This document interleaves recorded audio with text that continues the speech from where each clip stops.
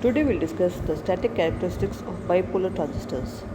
I, Dr. Vandana Ranga, will like to discuss this with you. We study the static current voltage characteristics of an ideal transistor and derive equations for terminal currents. The current equations are based on the minority carrier concentration in each region and therefore are described by semiconductor parameters such as doping and minority carrier lifetime. The carrier distribution in each region. To derive the current voltage characteristics of an ideal transistor, we assume the following. The device has uniform doping in each region. The hole drift current in the base region as well as the collector saturation current is negligible. There is low level injection. There are no generation recombination currents in the depletion region. There are no series resistance in the device.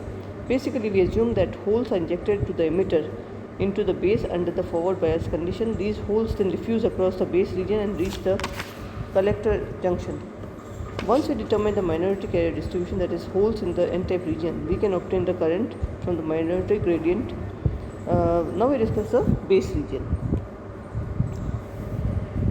The electric field distribution across the junction depletion regions. The minority carrier distribution in the neutral base region can be described by field free steady state continuity equation dp d square pn divided by dx square minus pn0 divided by tau p is equal to 0. So this is the continuity equation,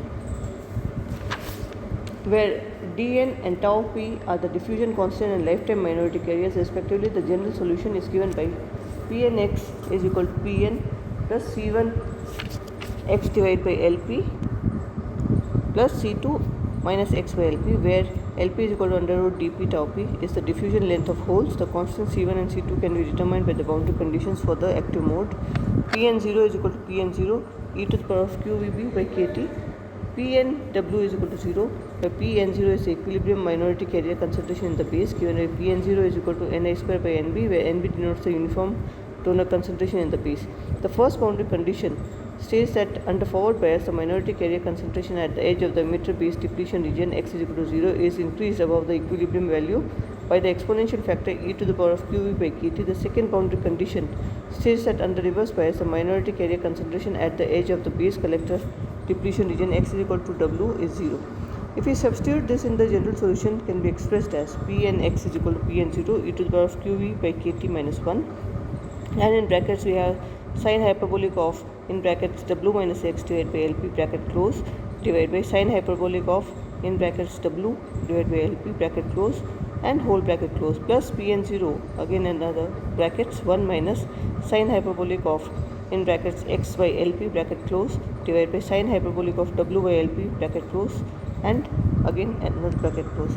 The sine hyperbolic function, that is sine hyperbolic of any angle, can be approximated by the angle when the angle is very much less than 1. For example, when the function lambda is very much less than 0.3, the difference between sine hyperbolic lambda and lambda is less than 1.5%. Therefore, when w by p is very much less than 1, the distribution equation can be simplified as pnx is equal to pn0 e to the power of q by kt in brackets 1 minus x by w bracket close is equal to pn0 in brackets 1 minus x by w. The distribution approaches a straight line. The approximation is reasonable because the width of the base region is designed much smaller than the diffusion length of the minority carrier.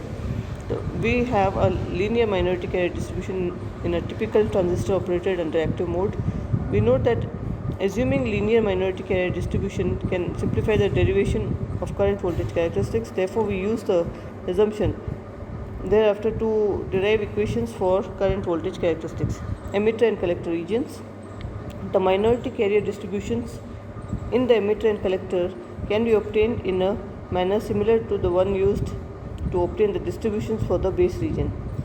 The boundary conditions in the neutral emitter and collector regions are nex is equal to minus xc, this is equal to ne0 e to the power of qe by kt. So this is the diagram which shows the minority carrier distribution in various regions of P and P transistor under active mode of operation. NC at x is equal to xc is equal to nc0 e to the power of minus q, and the absolute value of VCB is equal to 0, where NE0 and NC0 are the equilibrium electron concentrations in the emitter and collector respectively. We assume that the emitter depth and collector depth are much larger than the corresponding diffusion lengths LE and LC respectively. Substituting these boundary conditions to expressions, we get NEX is equal to NE0 plus NE0 e to the power of QEB by KT minus 1 e to the power of x plus xc divided by LE. X is less than equal to minus xc. NCX is equal to NC0 minus NC0 e to the power of minus x minus xc divided by LC. X is greater than xc.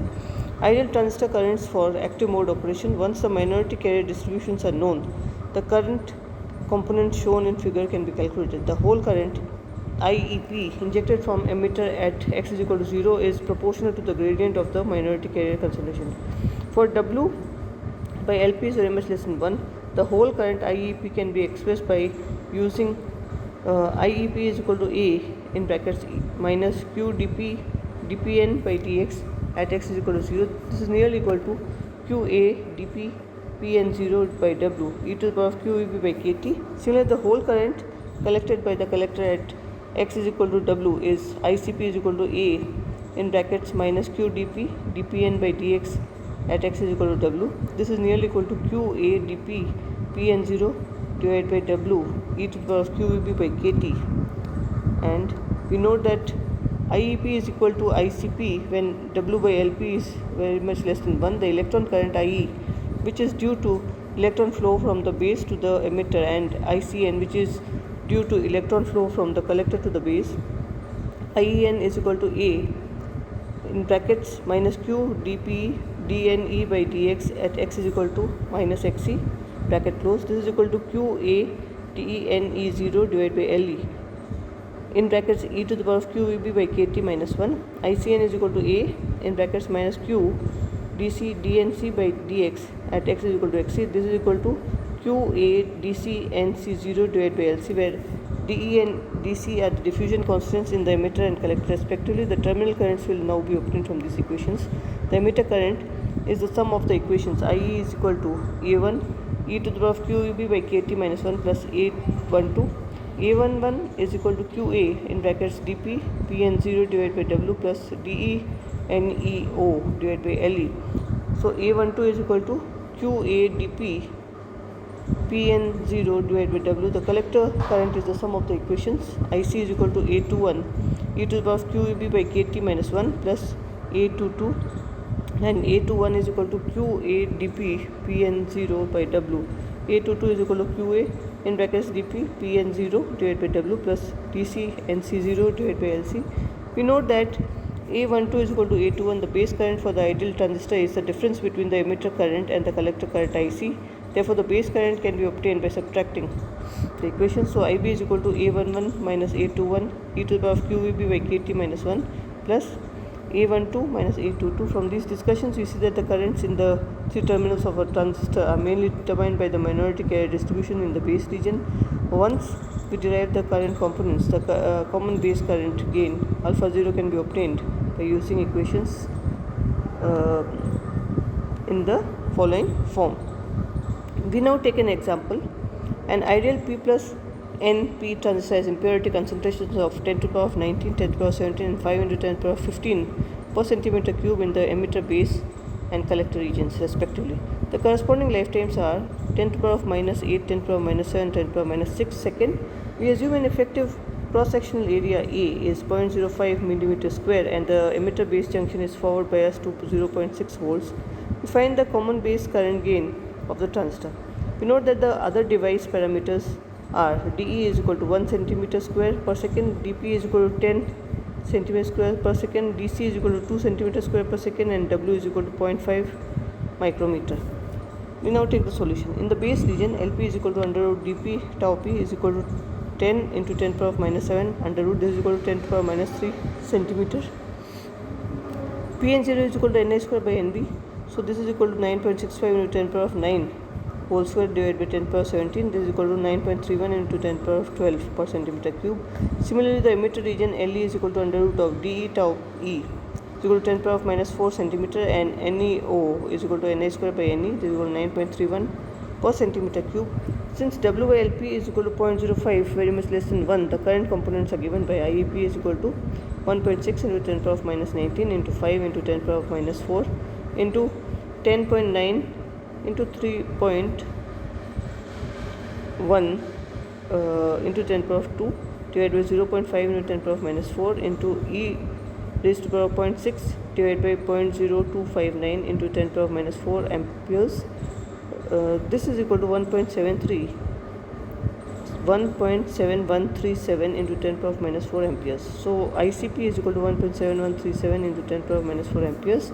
IEN is equal to 1.6 into 10 power of minus 19, 5 into 5 into 10 power of minus 4 into 1 into 9.31 divided by 10 power of minus 4 in brackets e to the power of 0.6 divided by 0.0259 minus 1, which comes out to be 8.5687 into 10 power of minus 8 amperes. Therefore, the current common base current gain alpha 0 is equal to ICP divided by IEP plus IEN. This comes out to be 1.7137 into 10 power of minus 4 divided by 1.7137 into 10 power of minus 4 plus 8.5687 into 10 power of minus 8. This is equal to 0.9995. For the case of W by P very much less than 1, we can simplify the emitter efficiency from the equation. So gamma comes out to be IEP divided by IEP plus IEN. This is equal to dP Pn0 divided by W divided by dP Pn0 divided by W plus dE Ne0 divided by Le. So this is equal to 1 divided by 1 plus dE by dP Ne0 by Pn0 divided by Le into W. So gamma comes out to be 1 divided by 1 plus dE by dP Nb by Ne W by Le, where Nb is equal to Ni square by Pn0 is the impurity doping in the base, and Ne is equal to Ni square by Ne0 is the impurity doping in the emitter. This equation shows that to improve gamma, we should decrease the ratio Nb by Ne. That is, there should be much heavier doping in the emitter than in the base. This is the reason why we use P plus doping in the emitter. Now we discuss the modes of operation. A bipolar transistor has 4 modes of operation depending on the voltage polarities, the emitter base junction and the collector base junction. We show that VEB and VCB voltages of the 4 modes of operations of a PNP transistor, the corresponding minority carrier distributions are shown. So far in this chapter we have considered the active mode of transistor operation. In the active mode, the emitter base junction is forward bias and base collector junction is reverse bias. In the saturation mode, both junctions are forward bias, leading to the non-zero minority carrier distributions at the edge of each depletion region. Therefore, the boundary conditions at x is equal to W becomes Pn W is equal to Pn0 e to the power of QV by KT instead of the one given by the equation. The saturation mode corresponds to a small biasing voltage and large output current, that is, transistor is in the conducting state and acts as a closed or on or off switch.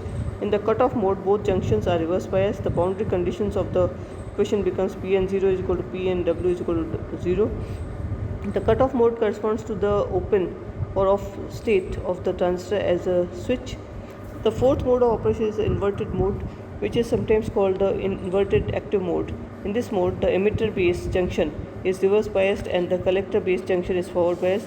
Inverted mode corresponds to the case where the collector acts like an emitter and emitter acts like a collector. In such a case, the device is used backward. However, the current gain for the inverted mode is generally lower than that for the active mode. It is because of poor emitter efficiency resulting from low collector doping with respect to the base doping.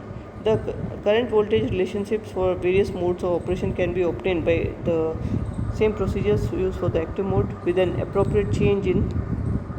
These are the 4 modes: active, saturation, cutoff and inverted. Change in boundary conditions. The general expressions applicable to all modes of operation are IE is equal to A11 in brackets e to the power of QVB by KT minus 1 minus A12 e to the power of QVB by KT minus 1. IC is equal to A21 in brackets e to the power of EQVB by KT minus 1 minus A22 e to the power of QVB by KT minus 1. Where the coefficients A11, A12, A21, A22 are given, we note that the biasing voltage of the junctions can be positive or negative depending upon the mode of operation. So here we have discussed the types of modes. In the next class we will be discussing the different types of configuration. Thank you.